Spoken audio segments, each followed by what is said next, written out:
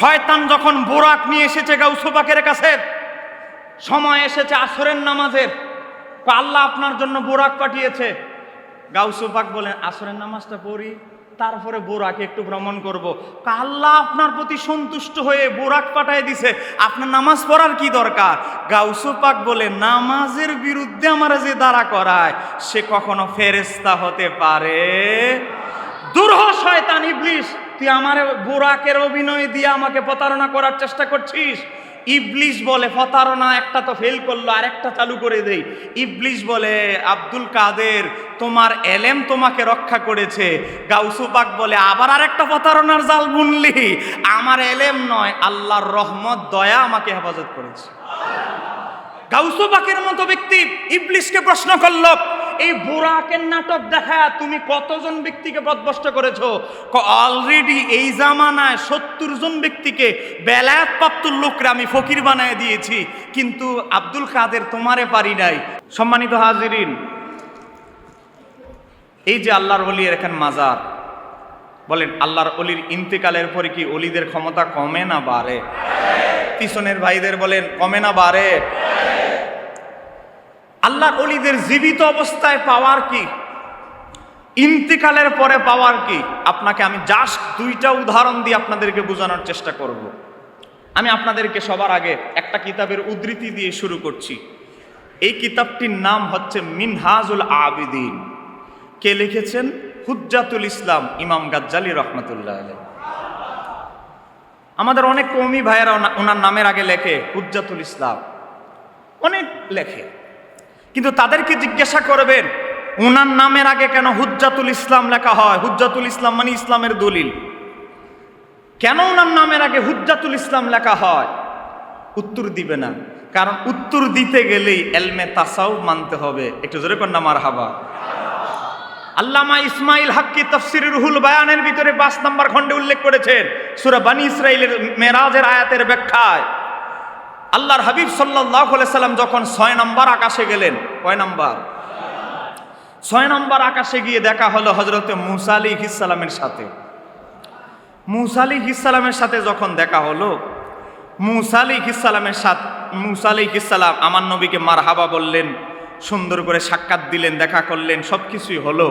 মূসা আলাইহিস সালাম আমার নবীকে একটা প্রশ্ন করলেন, ও আল্লাহর হাবিব, আপনি একটা হাদিস বলেছেন আপনার উম্মতের ভিতরে এমন কিছু আলেম হবে যাদেরকে দেখে হাসরে জান্নাতে নবীরা শহীদরা পর্যন্ত ঈর্ষান্বিত হবে। তারা কোন আলেম এটা আমি জানতে চাই। নবীরা পর্যন্ত দেখে ঈর্ষান্বিত হবে, আপনার উম্মতের ভিতরে তারা কারা, তাদের অবস্থান কি? এটা কিভাবে সম্ভব? নবীরা পর্যন্ত তাদের মাকাম দেখে ঈর্ষান্বিত হবে। সে ব্যক্তিদের সম্পর্কে আমি একটু জানতে চাই। একটু জোরে বলেন। আল্লাহর হাবিব সাল্লাল্লাহু আলাইহি সাল্লাম মূসা আলাইহিস সালামকে বললেন, আপনি কি আমার মুখ থেকে শুনতে চান না প্র্যাকটিক্যাল দেখতে চান? আপনি আমার উম্মতের ভিতরে যে আল্লাহ এলেমের সমুদ্র, বড় বড় ভাগা ভাগা এলেমের সমুদ্র আমার আল্লাহ আমার উম্মতের ভিতরে পাঠাবেন, এটা আপনাকে কি আমি মুখে বলে বুঝাবো, নাকি আপনাকে প্র্যাকটিক্যাল দেখাইলে আপনি অনুধাবন করবেন? কোনটা বুঝে কোনটা দিয়ে বুঝতে চান? বলে প্র্যাকটিক্যাল হলেই তো একটু বাস্তবিক বোঝা যায়। একটু জোরে বলেন না সুবহানাল্লাহ। আল্লাহর হাবিব সাল্লাল্লাহু আলাইহি সাল্লাম চাইলে হযরতে শের খোদা মাওলা আলীকে দাঁড়া করাতে পারতেন, হযরত আবু বকর সিদ্দিককে দাঁড়া করাতে পারতেন। তখন হয়তো মূসা আলাইহিস সালাম যুক্তি দিত, কি যুক্তি দিত? যে আপনি আপনার সোহবতপ্রাপ্ত ব্যক্তিদেরকে দাঁড়া করাইছেন। কিন্তু আমার নবী কি করলেন? তার ডান হাতের এই আঙ্গুল মোবারক দ্বারা ইশারা করে আলমে আরোহা থেকে ইমাম গাজ্জালীর রূহকে একটা মানুষের সুরতে মূসা আলাইহিস সালাম এবং আমার নবীর মাঝখানে দাঁড়া করাই দিল।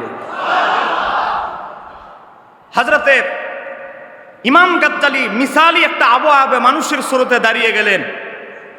ইমাম গাজ্জালী দাঁড়ায় যখন গেলেন, মূসা আলাইহিস সালাম বললেন, একে আমার উম্মতের ভিতরে আমি যেই হাদিসটা বলেছি যারা এই মর্তবার অধিকারী হবে সে তাদেরই একজন। এখন আপনি তার জ্ঞান পরীক্ষা, তার বেলায়েতের পাওয়ার, তার জ্ঞানের পাওয়ার আপনি নিজে ইন্টারভিউ নিয়ে তাকে পরীক্ষা করেন। এখন একটা মানুষের সাথে বাহাস মোনাজারা করতে গেলে, কথাবার্তা বলতে গেলে সবার আগে জানতে হয় কি? পরিচয়। বলেন, সবার আগে কি জানতে হয়? আমি একজনের সাথে বিতর্ক করবো, আগে তো তার পদবি, নাম, পরিচয় অন্তত আমার আগে জানতে হবে। কথা বলে না কেন? ঠিক কি রে? মূসা আলাইহিস সালাম প্রশ্ন করলেন, বাবা মা ইসমুকা, তোমার নাম কি? হযরত ইমাম গাজ্জালী বলতে লাগলেন, পৃথিবীর ইমামদের ভিতরে এক অবসরণীয় এক অদ্ভুত ব্যাপার যে ইমাম গাজ্জালী, যার নাম হচ্ছে অরিজিনাল, ওনার নাম হচ্ছে মোহাম্মদ, উপাধি না আবু হামেদ, উনার নাম হচ্ছে মোহাম্মদ, উনার বাবার নাম মোহাম্মদ, এমনকি উনার দাদার নামও মোহাম্মদ। এই যে আপনারা দেখেন ইমাম গাজ্জালীর কিতাব মুহাম্মদ ইবনে মুহাম্মদ আল গাজালি, একটু জোরে বলেন। পৃথিবীর ইতিহাসে কোন ইমাম নিজের নাম মোহাম্মদ, বাবার নাম মোহাম্মদ, দাদার নাম মোহাম্মদ, কোন ইমামের নাম পাবেন না। একমাত্র একজন ইমাম যার নাম ইমাম গাজ্জালী, যার নিজের নাম মোহাম্মদ, বাবার নাম মোহাম্মদ, দাদার নাম মোহাম্মদ। একটু জোরে বলেন। এটার রহস্য কি? এটার রহস্য হলো মেরাজের রাতের ঘটনা। জোরে বলেন না সুবহানাল্লাহ। ইমাম গাজ্জালীকে প্রশ্ন করেছে কে? মূসা আলাইহিস সালাম। বলেন কে? বাবা তোমার নাম কি? ইমাম গাজ্জালী বলে, আমার নাম মোহাম্মদ, আমার বাবার নাম মোহাম্মদ, আমার দাদার নাম মোহাম্মদ, আমার দাদার বাবার নামেই, তার বাবার নামেই, তার বাবার নামেই, তার বাবার নামেই, মোটামুটি বলতে বলতে 14 সিঁড়ি পর্যন্ত চলে গেছে। মূসা আলাইহিস সালাম বলে, থামো, জিজ্ঞাসা করলাম শুধু তোমার নাম কি? আর তুমি তোমার 14 গোষ্ঠী 14 পুরুষ পর্যন্ত পুরা নসবনামা, বংশনামা তুলে ধরছো। আমি তো তোমার বংশনামা জানতে চাই নাই, তুমি অ্যাডভান্স বাড়ায়া এত উত্তর দিতে গেলে কেন? আমি তো তোমাকে এত বিশ্লেষণ, তোমার বংশনামা জানতে চাই নাই। একটু জোরে বলেন। হযরতে ইমাম গাজ্জালীর রূহ মুবারক জিসিম সহকারে যে একটা মিসালি আবহাওয়াবে তিনি উত্তর দেয়, নবী যেহেতু বাহাসের ময়দানে আমাকে ছেড়ে দিয়েছে, আমার নবী যেহেতু অনুমতি দিছে, তাহলে আপনাকে উত্তরটা দিয়েই দেই। এ মুসা কালিমুল্লাহ, আপনার উপর একটা কিতাব নাজিল হয়েছে, তাওরাত কিতাব, সত্য না মিথ্যা? সত্য। আমার নবীর উপর একটা কিতাব নাজিল হয়েছে, সেটার নাম হচ্ছে কোরআন, সত্য না মিথ্যা? সত্য। তাওরাতে আছে আমার নবীর উপরে নাজিল হয়েছে যে কিতাব কুরআনুল কারীম সূরা তাহা, সেখানেও 17 নম্বর আয়াতে এসেছে আল্লাহ আপনাকে একটা লাঠি দিয়েছিল, লাঠি, সেই লাঠির ব্যাপারে আমার আল্লাহ আপনাকে প্রশ্ন করেছিল, ওয়ামা তিলকা বিয়ামিনিকা ইয়া মূসা, হে মূসা তোমার হাতে কি? আপনি সূরা তাহা 18 নম্বর আয়াতে এসেছে কোরআনে, তাওরাতে অমুক অধ্যায়ে এসেছে, তাওরাতে দলিল দিতেছে, কোরআনও দলিল দিতেছে, দুই জায়গায় এসেছে। আপনি কি বললেন? আল্লাহকে জবাব দিলেন কি? আল্লাহ এটা লাঠি, এটা মাঝে মাঝে ফেরাউনের জাদুকরদের জাদু খেয়ে ফেলে, এটা মাঝে মাঝে সাপ হয়ে কোথায় যেন হারিয়ে যায়, এটা দিয়ে আমি গাছের লতা পাতা পারি, এটা দিয়ে আমি দুম্বাদেরকে নড়াই। আল্লাহ প্রশ্ন করেছে তোমার হাতে কি? আপনাকে লাঠির গুণাগুণ, লাঠি দিয়া কি কাজ করেন, এত কিছু জানতে চায় নাই। আল্লাহর মতো ব্যক্তি একটা প্রশ্ন করেছে, 14 লাইন উত্তর বাড়ায় আপনি দিয়েছেন। আর আপনার মতো ব্যক্তি আমাকে একটা প্রশ্ন করেছেন, আমি 14 লাইন বাড়ায় উত্তর দিলে কি অপরাধ করলাম? আমি যদি এই দৃষ্টিকোণে অপরাধ করি, তাহলে আপনিও তো করেছেন। একটু জোরে বলেন না সুবহানাল্লাহ। হযরতে মূসা আলাইহিস সালাম বলে, আপনার এই উম্মত দুনিয়াতে কত বছর পরে আসবে? আমার ইন্তেকালের 450 বছর পরে আসবে। 400 বছর পরে দুনিয়াতে আসবে, এখনো আসে নাই। তার যদি এই পাওয়ার হয়, তাহলে বোঝা গেল আপনার উম্মতের ভিতরে আসলে আল্লাহ এমন কিছু বেলায়াতপ্রাপ্ত ব্যক্তি রেখেছে, যাদেরকে আল্লাহ এলমে লাদুনি দান করেছে, যাদের এলেমের সমুদ্র এলমে লাদুনি দান করেছে।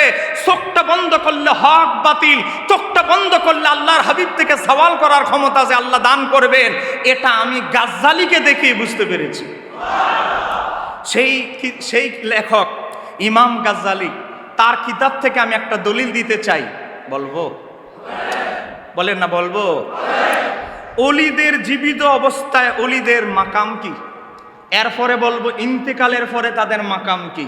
জীবিত অবস্থার মাকাম সম্পর্কে 102 পৃষ্ঠা, কিতাবের নাম মিনহাজুল আবিদিন, মুআসসাসাতুর রিসালা, বৈরুত লেবাননের ছাপা। বাজারে এই কিতাবটার অনুবাদ আছে 2 নাম্বার। কয় নাম্বার? কষ্ট লাগে। তাসাউফের যত কিতাব আছে সব ওহাবীরা কাটছাট করে চুরি করে অর্ধেক অনুবাদ করে অর্ধেক বাদ দিয়ে আজকে বাজারে ছেড়ে দিয়েছে। একমাত্র আমি শহীদুল্লাহ বাহাদুর এই প্রকাশনা জগৎটাকে ধরে রাখার চেষ্টা করছি, প্রাচীন কিতাবগুলো অনুবাদ করার, সঠিক অনুবাদ করার চেষ্টা করছি। এত বেজাল প্রকাশনা, ঢাকা প্রায় 100-র উপরে প্রকাশনা, 100 প্রতিষ্ঠানের মোকাবেলা আমি একা কি করব। তারপরেও চেষ্টা করছি এই অরিজিনাল তাসাউফের কিতাবগুলো মানুষকে দেওয়ার জন্য। আমার জন্য দোয়া করবেন তো ইনশাআল্লাহ। এটাও প্রায় আমাদের কাজ শেষ, প্রায় 750 পৃষ্ঠা হয়েছে মিনহাজুল আবিদিন অরিজিনাল অনুবাদ। একটু জোরে কন্যা সুবহানাল্লাহ। এই যে কিতাব, এই কিতাবের বৈশিষ্ট্য ভূমিকার ভিতরে, শুরুতে ভূমিকার ভিতরে এসেছে ইমাম গাজ্জালির জীবনের লেখা শেষ কিতাব হচ্ছে এই কিতাবটা মিনহাজুল আবিদিন, একদম ওনার জীবনের শেষ কিতাব।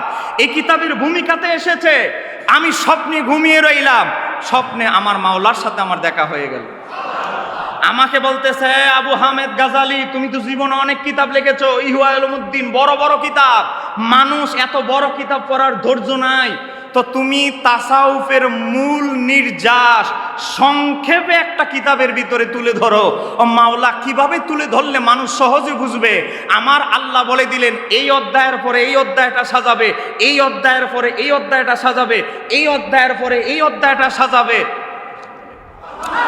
স্বপ্নে আমার আল্লাহ যেভাবে ইলহাম করলেন, ইমাম গাজালি বলে আমি মাওলার দেখানো পথেই এই মিনহাজুল আবিদিন কিতাবটা লিখেছি। সেই ইমাম গাজ্জালির মিনহাজুল আবিদিন কিতাবের 102 পৃষ্ঠা। বলেন কত পৃষ্ঠা? কিতাব কিন্তু স্টেজে আছে, কিতাব হলো মনে করেন পাবনা, ওয়াজ করতেছি চট্টগ্রাম এমন নয়, কিতাব স্টেজে আছে। ইমাম গাজ্জালি বলে কাজা সামিনা মিন হালিল আবদালি। আপনারা জানেন অলিদের একটা ক্লাসের নাম হলো আবদাল। বলেন কি? নুকাব, নুজাবা, আবদাল, আরেফ, অনেক দরজা আছে, গাউস, কুতুব, কুতুবুল আকতাব, অলিদের অনেক পদ আছে। এর মধ্যে একটা পদ হচ্ছে আবদাল। ইমাম গাজালি বলে কাজা সামিনা মিন হালিল আবদালি, আমি আমার শায়েখদের থেকে শুনেছি আবদাল শ্রেণীর যারা অলি যারা, তাদের অবস্থা হচ্ছে আন্নাহুম ইয়াহদুরুনা জুমআল ইসলামী। ইসলামী কোনো সম্মেলন হলে, ওই আমাদের এই সম্মেলন না, অলিদের একটা বৈঠক হয়, কারণ আল্লাহর অলিরা, আল্লাহর এই পৃথিবীটাকে পরিচালনা করে আল্লাহর অলিরা। এই যে অলিদের যে সম্মেলন হয়, ওই সম্মেলনটা আইনামা কানা যেখানেই হোক না কেন, আল্লাহর অলিরা কি এক এক অলি, বাংলাদেশে একজন, সিরিয়া একজন, ইয়ামানে একজন, অলিদের যে পদগুলো বন্টন হয়েছে, এক একজন এক এক দেশে অলি বিচরণ করছে। তো অলিদের যে সম্মেলনগুলো হয়, ওই সম্মেলনে কি করে, ইয়াসিরুনা মিনাল আরদি হাইসু শাউ, মিটিংটা যেখানেই সেট করা হোক, আল্লাহর অলিরা মুহূর্তের ভিতরে সেই জায়গায় উপস্থিত হয়ে যায়। কিভাবে উপস্থিত হয়? ইমাম গাজ্জালি লিখতেছে ও আন্নাল আরদা, জমিনটা আল্লাহর অলিদের জন্য কি করা হয়, লাহুম, অলিদের জন্য কি করা হয়, কাদামুন ওয়াহিদুন, গোটা পৃথিবীটা অলিদের কাছে একটা কদমের মতো জায়গা আল্লাহ করে দেন। সারা পৃথিবী কত হাজার, কত লক্ষ, কত কোটি বর্গ কিলোমিটার। ইমাম গাজ্জালি বলে একজন আল্লাহর ওলির জন্য গোটা পৃথিবীটা বিইজনিল্লাহি আজ্জা ওয়া জাল্লা, আল্লাহর হুকুমে গোটা পৃথিবীটা হচ্ছে কাদামুন ওয়াহিদুন, এক কদমের জায়গার সমান। আর একটু জোরে বলেন। আমি বলতেছি না, ইমাম গাজ্জালি লিখতেছে। বলেন ইমাম গাজ্জালি যার ইন্তেকাল 505 হিজরি, এবার হিসাব করে দেখেন 950 বছর আগের ইমাম, সে হুজ্জাতুল ইসলাম ইমাম গাজ্জালি বলে আল্লাহর ওলিরা সারাটা পৃথিবী এক কদমে ভ্রমণ কিভাবে করেন। ইমাম গাজ্জালি লেখেন অফিল আখবারি, আমাদের কাছে এটারও সংবাদ এসেছে, সেটা হচ্ছে কি, আন্নাল আরদা তুতওয়ালাহুম, আল্লাহ গোটা জমিনটা ওলিদের জন্য ছোট করে দেন। একটু জোরে বলেন। এখন আপনারা বলেন, এটা যদি অলিদের শান হয়, নবীর শান কি কম না অনেক বেশি? এটা যদি অলিদের শান হয়, অলিরা যদি গোটা পৃথিবীটা এক কদমে পাড়ি দিতে পারে, তাহলে আমার নবীর সাথে কি কোনো তুলনা চলে? এই জন্যই ওয়াহাবিরা তাসাউফ বিরোধী, তাসাউফ থেকে তারা অনেক দূরে। এই কারণেই তাদের সাথে আমাদের যত গন্ডগোল। কথা বলেন ঠিক কিনা? এবার আসেন, আমি তো অলিদের নিশাপুরি 850 হিজরিতে ইন্তেকাল, আল্লামা নিজামুদ্দিন নিশাপুরি তিনি বলতেছেন ইন্নাল ওয়ালিয়া, নিশ্চয়ই একজন আল্লাহর ওলি, ইজা মাতা, যখন সে ইন্তেকাল করে, তাজিদু কুওয়াতুহুর রুহানিয়তু, আমার আল্লাহ তার তাজিদু বাড়িয়ে দেন রুহানি পাওয়ার। কতটুকু পাওয়ার বাড়িয়ে দেন? সাবাইনা মাররাতান কামা কানাত ফি হায়াতিহি, জীবিত অবস্থায় আল্লাহর ওলি যে রুহানি পাওয়ার নিয়ে গিয়েছে, ইন্তেকালের পরে একজন আল্লাহর ওলিকে 70 গুণ পাওয়ার আল্লাহ বাড়ায় দেয়। একটু জোরে বলেন না সুবহানাল্লাহ। তাহলে এই যে আল্লাহর ওলির ইসালে সওয়াবের মাহফিলে এসেছেন, তিনি কি পাওয়ার কম নিয়ে ঘুমায় আছেন না পাওয়ার বেশি নিয়ে? বলেন কম নিয়ে না বেশি নিয়ে? আপনি যে ওনার জিয়ারত করতেছেন, উনি কি চিনে না চিনে না? বলেন চিনে কি চিনে না? আমি আপনাদেরকে শুধু একটা হাদিস আপনাদেরকে দলিল দিচ্ছি, যেহেতু আমার আলোচ্য বিষয় আমি এখনো ঢুকতে পারি নাই। অনেক আসলে তাসাউফের তরিকতের আলোচনা তো, এগুলো হচ্ছে সমুদ্র, এগুলোতে একদিকে ঢুকলে মনে করেন আরেক দিকে অটোমেটিক শাখা বের হয়ে যায়। এজন্য আমি একটা হাদিস বলছি, মনোযোগ দিয়ে শোনেন। হযরতে আব্দুল্লাহ ইবনে আব্বাস থেকে বর্ণিত, ক্বালা ক্বালা রাসূলুল্লাহ সাল্লাল্লাহু আলাইহি সাল্লাম, আমার নবী বলেন, মা মিন আহাদিন ইয়ামুররু বিকাবরি আকিহিল মুমিনি, একজন মুমিন যখন মুমিন মুত্তাকি তাকওয়াবান আল্লাহর বুজুর্গ বান্দার কবর জিয়ারতের জন্য দাঁড়ায়, এখনো জিয়ারত শুরু করে নাই, এখনো আসসালামু আলাইকুম ইয়া ওয়ালি আল্লাহ বলে নাই, মাত্র দাঁড়াইছে, পজিশন নিয়েছে। আমার নবী বলেন, কানা ইয়ারিফুহু ফিদ দুনিয়া, ওই আল্লাহর ওয়ালি মুরিদকে দুনিয়াতে যেভাবে চিনতো, ইন্তেকালের পরেও তার মাজার থেকে সেভাবে চিনতে পারে।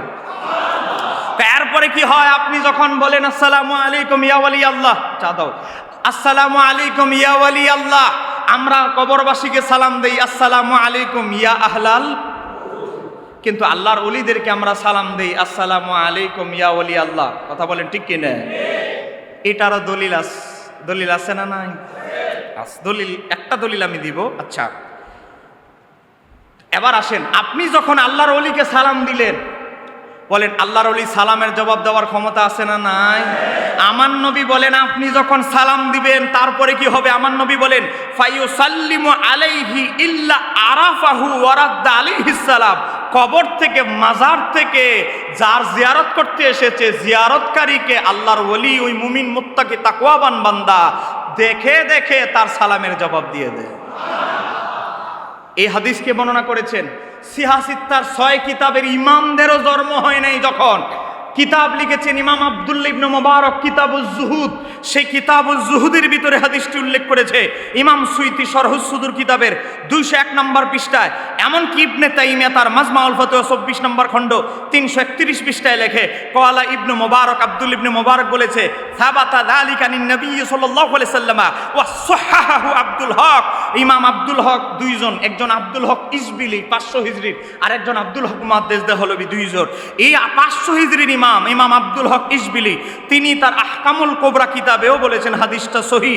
এমনকি বুকে যারা হাত বাঁধে, তরিকত তাসাউফের বিরোধী যারা, এদের বড় হুজুর ইবনুল কাইয়্যিম জাওজি কিতাব লিখেছেন কিতাবুর রূহ, এর 5 নম্বর পৃষ্ঠায় বলেছে ইসনাদুহু সহিহুন, এই হাদিসটার সনদ সহিহ। তাহলে আমরা যে আল্লাহর ওলির মাজার জিয়ারত করলাম, উনি চিনল কি চিনল না? বলেন চিনল কি চিনল না?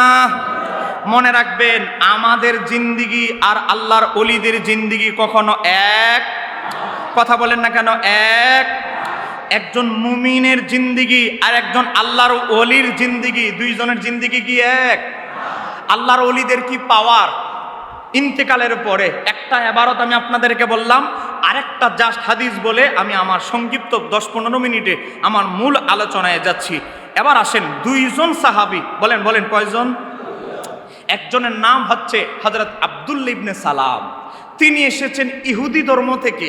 ইহুদি ধর্মের সারা পৃথিবীর সবচেয়ে বড় আলেম ছিলেন হযরত আব্দুল্লাহ ইবনে সালাম, জোরে বলেন না। আরেকজন হলো সিরিয়ার খ্রিস্টান ধর্মের সবচেয়ে বড় আলেম, তার নাম হলো সালমান ফার্সি, একটু জোরে বলেন। একজন আসছে খ্রিস্টান ধর্ম থেকে, একজন আসছে ইহুদি ধর্ম থেকে।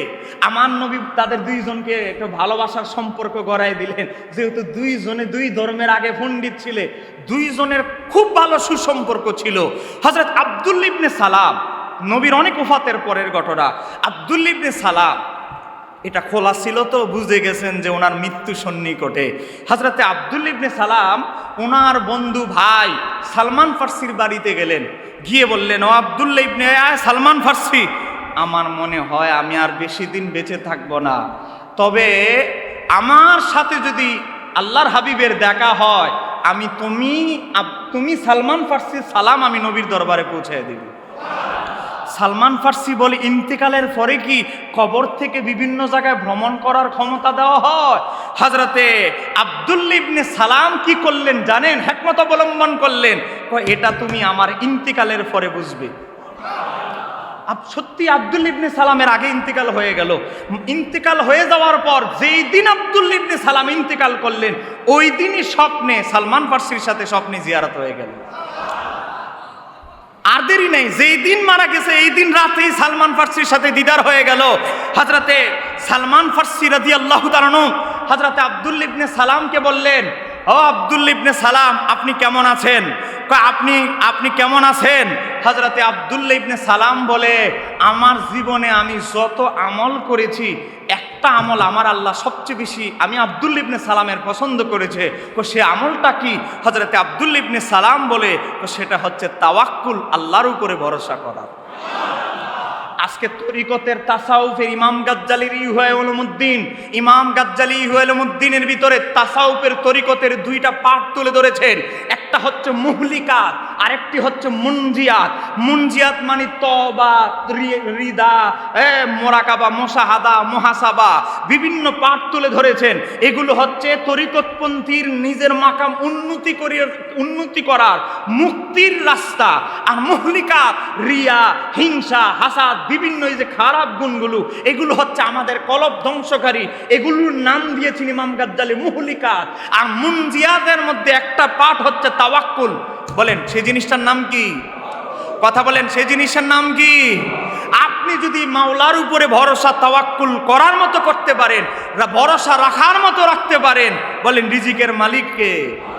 বলেন না, বলেন রিজিকের মালিক কে? ইমাম জালালউদ্দিন সুয়ুতী তাফসীর আদ-দুররুল মানসুরের ভিতরে উল্লেখ করেছেন। আমার সময় আছে আর 13 মিনিট, 11:17 বাজে। বিরক্ত হচ্ছেন নাকি আপনারা? 13 মিনিট চলবে তো ইনশাআল্লাহ। এবার আসেন, হযরতে তাউস রাহমাতুল্লাহ আলাইহি 350 জন সাহাবীর ছাত্র, একজন লোক আসছে উমরা করবে, ওয়াজ বুঝবেন একটা পার্ট, তাওয়াক্কুলের অন্তত একটা পার্ট আজকে বুঝে যান। হযরতে তাউস রাহমাতুল্লাহ আলাইহি দেখতেছেন একটা লোক উমরা করবে, উট নিয়ে আসছে, উট বাহনী হিসেবে। মক্কার কাছাকাছি একটা জায়গায় উটটাকে বাঁধছে, বাঁধার পরে মাথাটা উঁচু করে আকাশের দিকে তাকায় বলে, আল্লাহ, উটটা একটু আগে আমার ছিল, এখন আমি এটা তোমাকে দিয়ে দিলাম। আমার উমরা শেষ করা পর্যন্ত এই উটকে দেখাশোনা করা, মাওলা এটা তাওয়াক্কুল, তোমার উপরে ভরসা, এটা তোমার দায়িত্বে দিলাম। একটু আগে উটটা আমার ছিল, এখন থেকে উটটা তোমার। তাওয়াক্কুল করে উমরা করতে চলে গেছেন। উমরা করে এসে দেখে তার উট নাই, উট চুরি হয়ে গেছে। কথা বলেন, উট কি হয়ে গেছে? কিন্তু দেখেন একজন সালেকিন, একজন তরিকতের পথের যাত্রীর ব্যবহার আর সাধারণ মানুষের ব্যবহার। সেই ব্যক্তি আকাশের দিকে তাকায় মুস্কি হাসি দিয়ে বলে, আল্লাহ, উটটা তো আমার না, আগে আমার ছিল, কিন্তু আমি যাবার সময় তো তোমারে দিয়ে গেছি। তোমার উট যদি চুরি হয়ে যায়, এখানে আমার আর কি করার আছে? একটু জোরে বলেন না সুবহানাল্লাহ। একটু মাত্র অপেক্ষা করতে দেরি, একটু অপেক্ষা করতে দেরি। হযরতে তাউস রাহমাতুল্লাহ আলাইহি বলে, এই লোকের ঘটনার শেষ কোন জায়গায় গিয়ে আমি দেখতে হবে। একটু অপেক্ষা করতে গিয়ে দেখে এক ব্যক্তির এই ডাইন হাতের এই অংশটা কাটা। বলেন ডাইন হাতের অংশটা কি? কাটা। এমনভাবে কাটা, পাথর দিয়ে সেচতে বাইরে একদম ভেঙে ফেলেছে, এমন অবস্থা ডান হাত। বাম হাতে তার ওটটা নিয়ে একজন লোক এসে বলে, ওই অমুক, তোমার ওট তুমি নাও। একটু জোরে বলে। আল্লাহর উপরে তাওয়াক্কুলকারী ওই বান্দা বলে, তুমি কে? আমি ওটের চোর। একটু জোরে বলেন না। তো তুমি চোরে আমার ওট দিতে কেন এসেছো? আমি যখন উটটা চুরি করে 2 পাহাড়ের সিফা দিয়া ফালাইতে গেলাম, একজন সাদা দাড়িওয়ালা ব্যক্তি এসে পাথরের টুকরা নিয়ে আমারে ধরে আমার ডাইন হাতটাকে একদম ছেঁচে ফেলেছে, ডাইন হাতের অবস্থা একেবারে শেষ।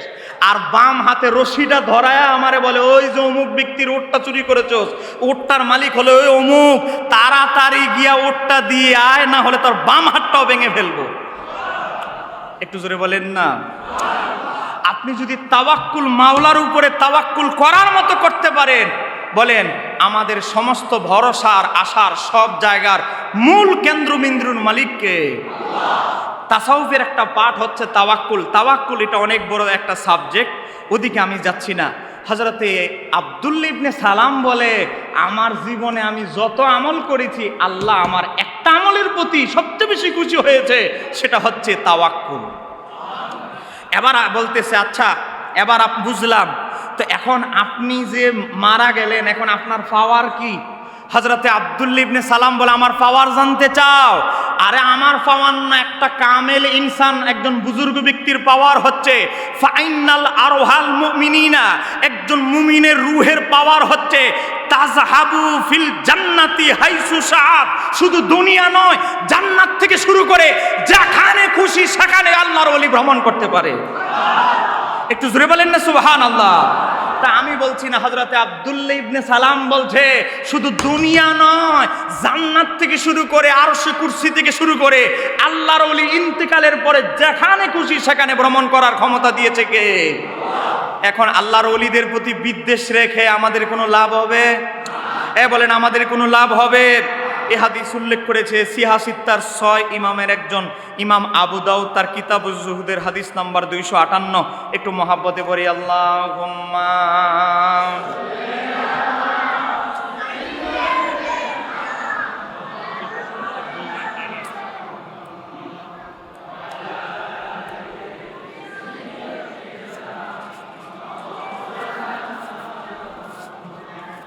চিন্তা করে দেখো রে মন, রাতির গভীর নিশীতে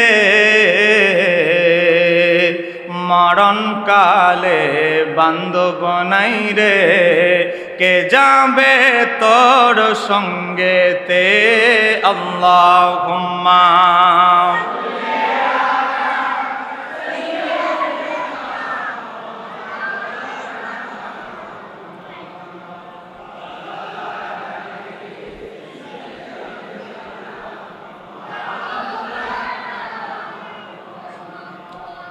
গভীর মনোযোগ। আমি এখন আপনাদেরকে 8-9 মিনিট খুব ইম্পর্টেন্ট কিছু কথা বলবো। বিরক্ত হচ্ছেন আপনারা? এই যে আমি প্রায় 1 ঘন্টা 20 মিনিট কথা বলেছি, কোরআন সুন্নাহর বাইরে একটা কথা আমি বলেছি? রেফারেন্স ছাড়া আমি একটা কথা বলেছি? লাইভে যাচ্ছে, ইন্টারনেটে রেকর্ড হচ্ছে, ক্যামেরায়, আপনারা টেনে টেনে পরেও দেখতে পারবেন। আমি তাসাউফের তরিকতের যতগুলো কথা বলেছি আল্লাহর ওলিদের নিয়ে, ইসালে সোয়াব নিয়ে, প্রত্যেকটার পিছনে রেফারেন্স দিয়েছি কি দেই নাই? এজন্য আজকে ওই আহলে হাদিসেরা আমাদের সাথে রেফারেন্সে না পেরে ও সুযোগ পেয়ে ঘরে বসে জাদু করে। আপনারা জানেন আমি প্রায় 21 দিন ধরে আমাকে এমনভাবে আক্রান্ত করা হয়েছে, আমি বিছানা থেকে ওঠার মতো কোনো শক্তি ছিল না, কোনো খাবার আমি খেতে পারি নাই, টোটালি শুধু স্যালাইনের উপরে আমি 21 দিন পর্যন্ত ছিলাম। আমার শরীর এখনও খুবই দুর্বল, আমি বেশিক্ষণ দাঁড়ায় থাকতে পারি না, হয়তো বসে আছি বলে আলহামদুলিল্লাহ প্রায় এতক্ষণ পর্যন্ত ছিলাম। তো আমি আপনাদেরকে বলবো, এই বাতিলেরা কিতাবে না পেরে আজকে অন্যভাবে আমাদেরকে ক্ষতি করার চেষ্টা করছে। কথা বলেন না কেন, ঠিক কিনা? এবার আসেন আমি আপনাদেরকে আজকে আমার যে সাবজেক্টের মূল নির্যাস আপনাদেরকে তুলে ধরছি। আল্লাহর হাবিব সাল্লাল্লাহু আলাইহি সাল্লাম হাদিস বলেছেন, ইবনে মাজাহ 224 নম্বর হাদিস, আমার নবী বলেন, তলাবুল ইলমি ফারিদাতুন আলা কুল্লি মুসলিম। প্রত্যেক মুসলমানের জন্য এলেম অর্জন করা কি? বলেন না, এলেম অর্জন করা কি? এলেমের পৃথিবীতে শাখার শেষ নাই। তাফসিরের এলেম, ফেকার এলেম, ও বাবা ফেকার এলেম, কেউ মুফাসসির, কেউ মুহাদ্দিস, কেউ ফকি, কেউ ফারায়েজবিদ, কেউ দার্শনিক। এলেমের শেষ নাই। পৃথিবীতে অনেক এলেমের শাখা, কিন্তু আসলে নবী যে এলেম অর্জন করা ফরজ বললেন, মনোযোগ দিয়ে বুঝবেন, এটা ফরজ মানে ফরজে আইন। কোন এলেমের কথা আমার নবী বলছেন? আজকে এই হাদিসের সঠিক ব্যাখ্যা না দেওয়ার কারণে আজকে উম্মত গুমরাহি হচ্ছে, মানুষ তরিকত তাসাউফ থেকে দূরে সরে যাচ্ছে। কথা বলেন না কেন, ঠিক কি না? মনে করেন আপনি হজ করবেন, একজন মানুষ, তার উপরে হজের বিধান জানা ফরজ কখন? যখন হজ ফরজ হবে তখন হজের নিয়ম জানা তার উপরে ফরজ। বেচারার পকেটে ভাত খাওয়ার টাকা নাই, তার হজের মাসালা জানা ফরজ নয়। কথা বলেন, তার কি হজের মাসালা জানা ফরজ? বেচারার পকেটে টাকা নাই, তার জাকাতের মাসালা জানা ফরজ নয়। হ্যাঁ, শিখলে ফরজে কেফায়া, মানুষরে শিখাইতে পারবে, কিন্তু ফরজ নয়। আপনি নামাজ পড়বেন, ফজরের নামাজ, বলেন আমাদের সামনে কোন নামাজ? ফজরের নামাজের নিয়ম এখন জানা ফরজ নয়। ফজরের ওয়াক্ত যখন এসে যাবে, ফজরের নামাজ কিভাবে পড়বেন, সুন্নত কিভাবে, ফরজগুলো কি, তখন আপনার জানা ফরজ। প্রত্যেকটা যতগুলো সেক্টর আছে, যখন সময় আসবে তখন জানা ফরজ। আবার অনেক বিধান আছে আপনার জন্য ফরজ নয়। যেমন আপনি কিছু মাসালা আছে, এলেম আছে, যেমন এলমুল ফারায়, সম্পত্তির ভাগাভাগির জ্ঞান আপনার নাই, কোনো অসুবিধা নাই। একজন আলেম জানে, তার কাছে গেলেন আপনার কাজটা আদায় হয়ে যাবে। কথা বলেন না কেন, ঠিক কি না? কিন্তু একটা এলেম, অসংখ্য এলেম, হজের মাসালা বলেন, জাকাত বলেন, কুরবানি বলেন, কুরবানি আপনার উপরে ওয়াজিব হয়েছে, কুরবানি মাসালা জানা আপনার উপরে ওয়াজিব হবে। কিন্তু এমন একটা এলেম, এমন একটা বিদ্যা যেটা 24 ঘন্টা আপনার জানতে হবে, এমন একটা এলেম যেটা সব সময় আপনার সিনার ভিতরে থাকতে হবে, সেই এলেমের নাম হচ্ছে এলমে তাসাউফ। চিৎকার দিয়ে বলতে হবে, ঠিক কিনা? কারণ আপনি এলমে তাসাউফ যদি না জানেন, আপনার কলবের ভিতরে রিয়া আসবে। আপনার কলবের ভিতরে, আপনি ওযু করতে গেলে, ঘুরতে গেছেন, বাজারে গেছেন, কলবে হাসাদ, হিংসা আসতে পারে, রিয়া আসতে পারে।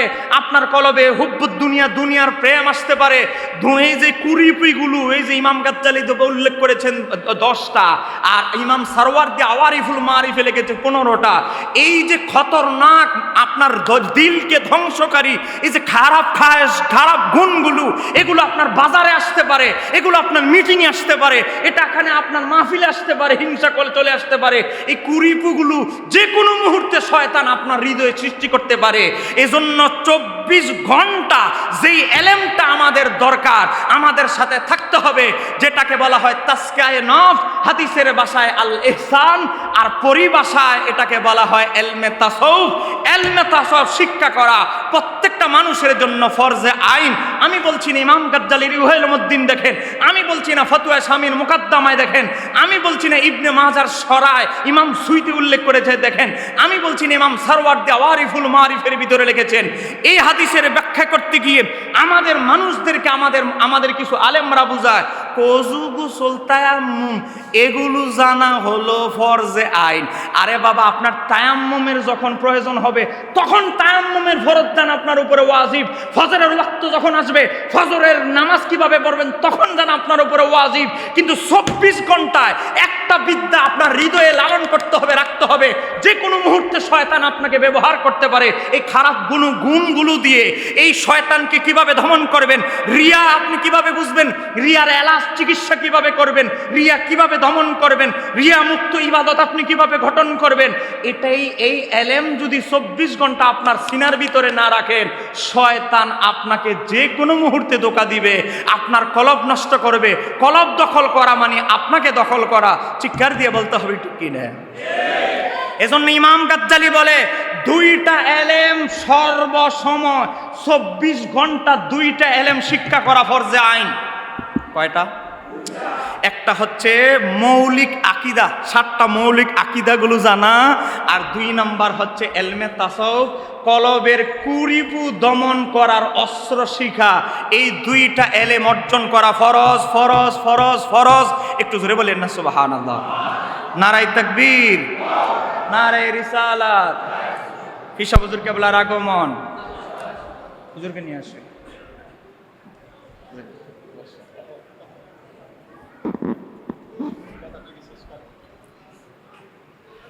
আপনারা কি বিরক্ত হচ্ছেন নাকি? এই যে হাদিস সারা জীবন শেখানো হলো, তালাবুল ইলমু ফারিদাতুন আলা কুল্লি মুসলিম, প্রত্যেক মুসলমানের জন্য এলেম শিখা ফরজ।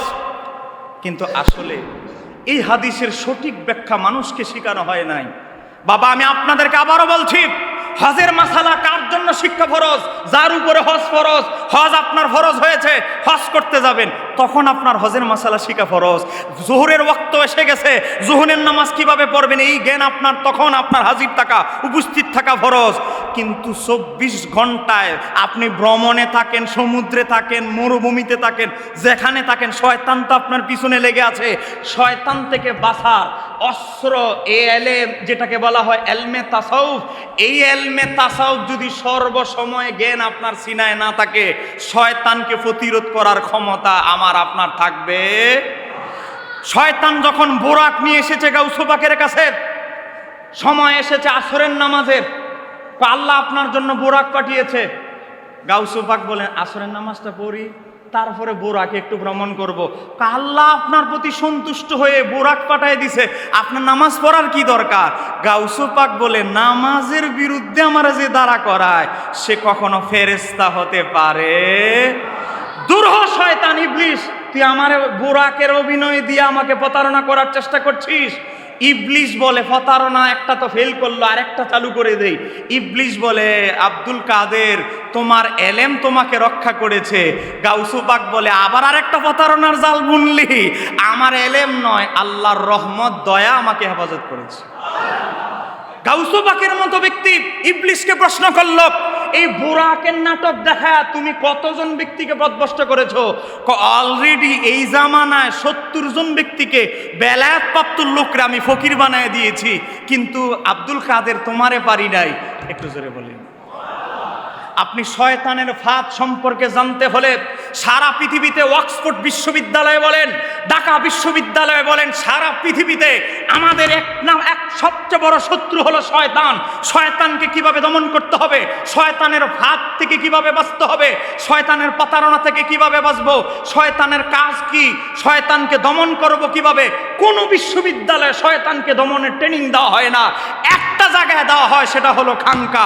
আল্লাহর ওলিরা, চিৎকার দিয়ে বলতে হবে ঠিক কিনা? এ বলেন, শয়তানকে কিভাবে দমন করব? শয়তান যে আমাদের কলবে বসে এই যে এতগুলো কুরিপু খারাপ জিনিস আমাদেরকে জাগ্রত করে, এটার উপরে কি কোনো বিশ্ববিদ্যালয়ে কোনো শিক্ষা আছে? বিশ্ববিদ্যালয়ে কোনো সাবজেক্ট আছে? এই আসল জিনিসের ট্রিটমেন্ট শিক্ষা যারা দেন, আসল জিনিসের মেরামত যারা করেন, তারাই হচ্ছে আরবি ভাষায় যাদেরকে বলা হয় মুর্শেদ, ফার্সি ভাষায় যাদেরকে বলা হয় পীর। একটু জোরে বলেন না ঠিক কিনা? সম্মানিত হাজিরিন, হুজুর চলে এসেছেন, হুজুর এসে গেছেন, হুজুরের সাথে অনেকক্ষণ কথা হয়েছে। আল্লাহ হুজুরের হায়াতে আমলে খেদমতে বরকত দান করুক, জোরে বলেন আমিন। হুজুর এসে গেছেন, হুজুর কথা বলবেন। আসলে অবাক করা বিষয়, আমি অসুস্থ অবস্থায় এতক্ষণ কথা বলতে পারবো, আসলে এটা কল্পনার বাইরে। আসলে এই দরবারে যিনি শুয়ে আছে, উনি যে আল্লাহর ওয়ালি। আমি মাজারের পাশ দিয়ে যখন আসি, আমি মনে মনে বলেছি, আল্লাহ তোমার এই ওলির বেলায়েতের পাওয়ারে আমাকে কিছু কথা বলার তৌফিক দিও। আমি এত অসুস্থ, উঁচু গলায় কথা বলতে পারি না, কিন্তু এতক্ষণ পর্যন্ত 1.5 ঘন্টা যে কথা বলার সুযোগ আল্লাহর ওলির উসিলায় আল্লাহ আমাকে দিয়েছে। আমি আপনাদেরকে এতটুকু বলবো, আমি অদমত ফয়েজ বরকত নিয়ে যাব। আপনারাও প্রত্যেকে আল্লাহর ওলির ফয়েজ ও বরকত নিয়ে যেন আমরা প্রত্যেকে যেতে পারি। আল্লাহ যেন আমাদেরকে সেই তৌফিক দান করে, জোরে বলেন আমিন।